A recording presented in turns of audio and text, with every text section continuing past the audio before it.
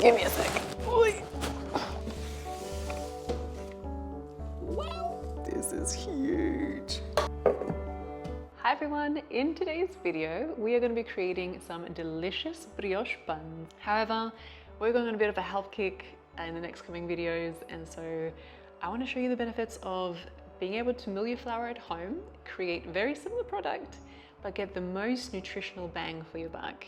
And to do that, we're going to be using the Hawas, I hope that's how you pronounce it, the Hawas Billy 200. Freshly milled flour doesn't behave quite like the flour that you buy at the shops. So in the next few videos, I want to share some techniques that you can implement to make sure that you have as close to a product resembling what you would buy at the shops. The wonderful people over at Skippy Grain Mills have supplied us with this machine to be able to create these tutorials. So without further ado, let's jump in and create some delicious freshly milled flour desserts.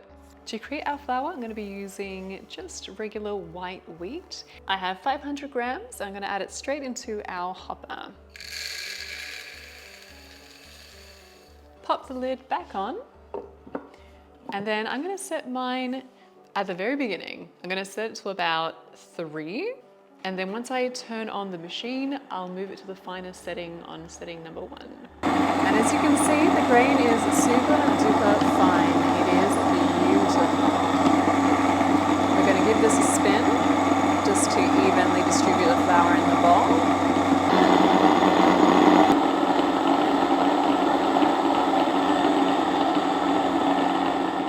Your flour should look a little something like this.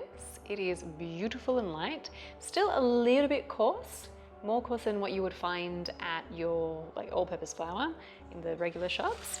But we are going to be sifting this for a couple of reasons. First of all, for the recipe that we're using, we want a really light and airy dough, which means we are going to be removing a fair bit of the bran. However, we are going to be reincorporating it in other ways in our baking. So this is still more nutritious than what you'd find at your shops, the all-purpose white flour. The mesh that I'm using, this is a 60 strain mesh or sieve. So we'll add some bran back in, and this is super luscious. Oh my lordy, that's beautiful. That actually feels very nice. So I've got my freshly milled flour, 175 grams. I'm going to cut it with regular all-purpose flour. So I'm going to just mix that together. So it's a perfectly half and half blend. Next, we're going to do an autolyse. So this is going to allow our flour to really absorb the liquid, soften out the bran, and help that gluten to start to develop for us. So wet your hands and just bring that into a ball, just to make sure that all the flour at the base has been incorporated and it's going to absorb the liquid evenly. I'm going to wrap this up in cling film and we'll allow this to sit for an hour to an hour and a half.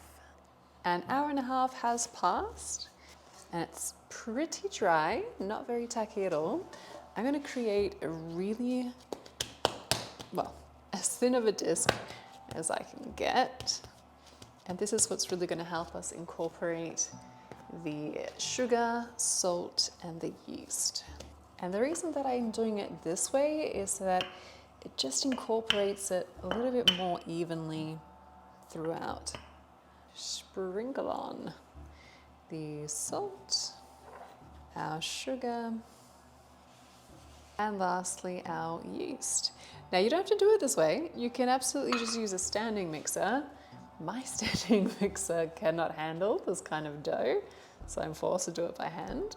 So I'm going to just roll this up, and this will just help to distribute it a little bit more evenly. Then I'll roll it up this way, and we've created these layers now within the dough. And we are going to knead this. So our dough is starting to look nice and smooth. It's been about 5 minutes. This is when you can start incorporating the butter. This is going to start becoming really soft really quickly. So it's a lot easier doing this in a stand mixer, but we are going to fold this in little by little, incorporating all of our butter.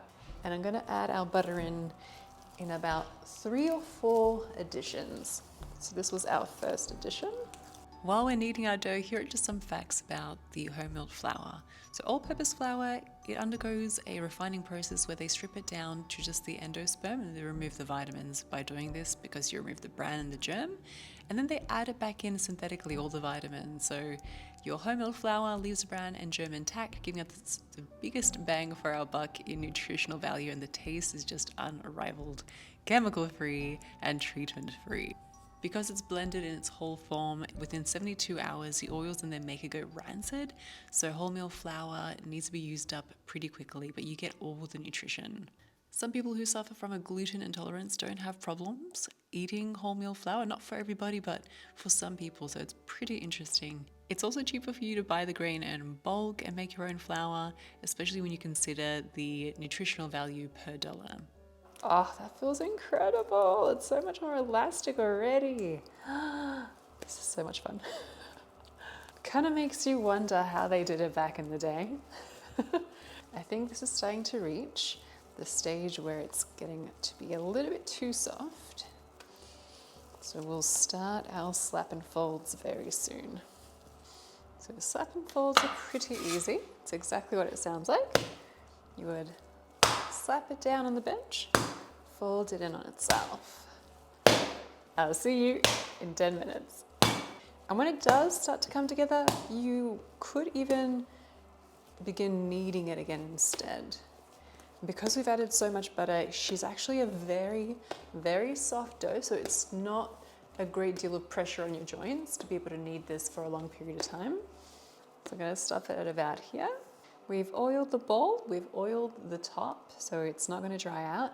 We're going to allow it to now double in size, and then we'll start forming our brioche bun. Nice. I'm going to divide this in 4.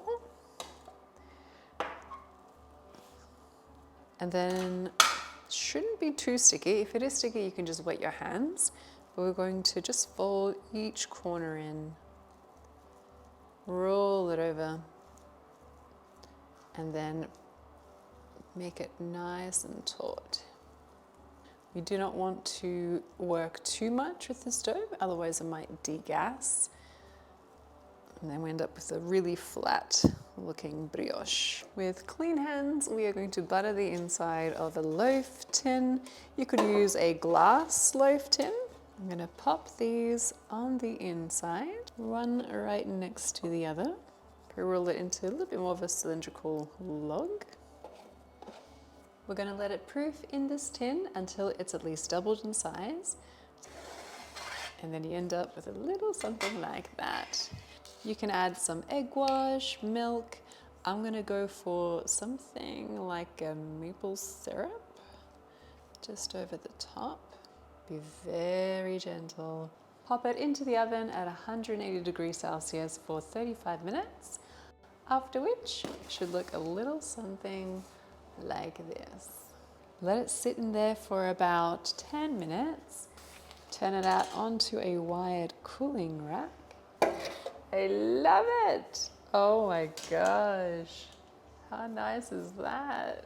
I just want a small piece to try. Still nice and warm. Ooh, so soft. Beautiful. Super soft. Kind of tastes like a croissant. Tell me there's whole wheat in here. You wouldn't be able to, you can't tell.